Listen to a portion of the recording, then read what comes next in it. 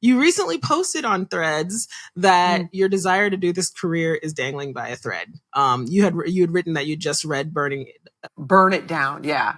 Burn It Down.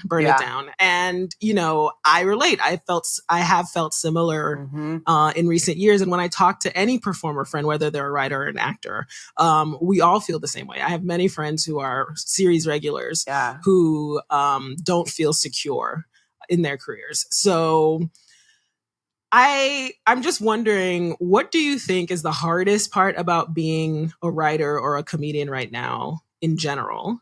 And what is the hardest part for you personally? I'm 20 years into doing comedy and 11, 12 years into writing for TV, or like being in the Writers Guild. And I think, on paper and on a good day, I feel, wow, I really have done it. Like my dreams have come true. And I feel that. I do feel that. I've achieved things that are rare.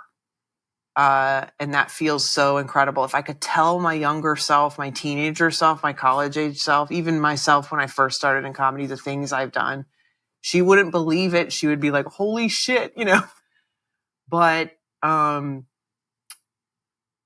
also very, very tired of the instability and the bullshit of how toxic this business is. And like that book, Burn It Down, which you referred to that I had mentioned I read, is a great read for anyone, but especially if you're in the business.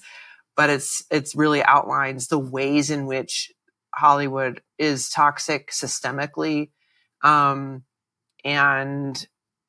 I mean, it just was so true. Like every page I was like, God, this is just so true. And she just lays it out in such a clear way. And she just specifics. I mean, there's some shit talking going on in this book. There's some juicy stuff in there. Good. I just started it because you mentioned it, but I haven't finished it yet. So yeah, and it covers every element and every way in which, because we've publicly focused a lot on like Me Too and harassment and discrimination and that kind of abuse, which she does go very much into that stuff. But she also just talks about assholes, like people just being abusive. Yeah. Of course, it disproportionately affects certain groups of people, but it's everyone is in this mess. And, she even touches on a lot of the things that are really relevant to the strike, which is like that, the business has become so profit oriented and corporate Wall Street type, chasing growth that it has fucked up to a degree that is like, now we're seeing this is why we're striking. And, that when the bottom line is to always grow, profit, of course, like certain things fester. And, as a creative person, I'm kind of at a crossroads of like, how am I going to live and sustain my life and be the kind of creative person that I want to be? And I don't know the answer to that. And that's how I feel. And I saw a lot. And one more thing, the Lucas brothers posted this recently because there was that article last week about where a studio executive was quoted as saying that they wanted to basically starve us out, like, force us out, make us lose our homes. Mm-hmm. Gina Yashere just posted about it on her Instagram. She did a whole rant. I think I saw her today on the picket line. Anyway, if she's in LA, I think I saw her. And the Lucas brothers posted a thing, a quote, a screenshot of that quote. Everybody saw it. And it was so upsetting.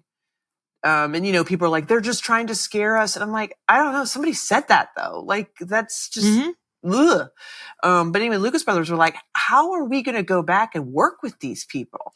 That's exactly what I've been thinking. I was just talking about this today. I don't know how they walk this back.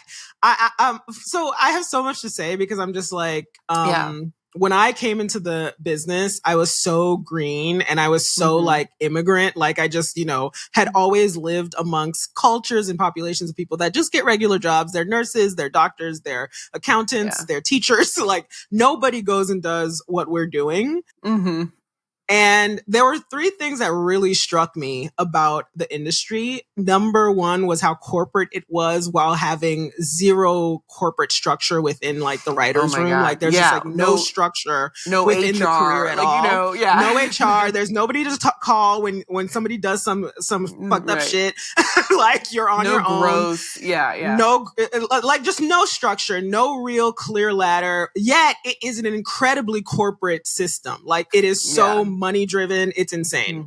The second thing that I thought was so crazy was how insanely toxic it was. That if it had any real structure, all of this stuff would blow up in these in these people's faces, because a lot of these are like crimes. It's like there's like employment laws that like bar people from doing some of the things you'll read about people doing, from like throwing a phone at an assistant's head and all these other things or whatever. This is assault. And then the third thing was how complicit every single person was in the industry, whether it's our reps, whether it's us, whether it's an executive who knows about some stuff going on in the room, our inability to actually speak up about it because of the fear that we'll be blacklisted, we're never going to work again. So you have all of this complicit acceptance of the toxicity and poor treatment of people. And I'm so glad to see the tide turning, because I'm just like, the only way that we're going to make this industry better is if we talk about what is bad about it. Yeah. And I know that not all of us can do that. I certainly couldn't do it when I first started, and I'm just like, thank God now I'm like at a place where I'm not shit scared of saying, hey, this is a really, really toxic industry. And it is that way because we're all scared of losing our jobs, and it cannot continue because it's completely unsustainable.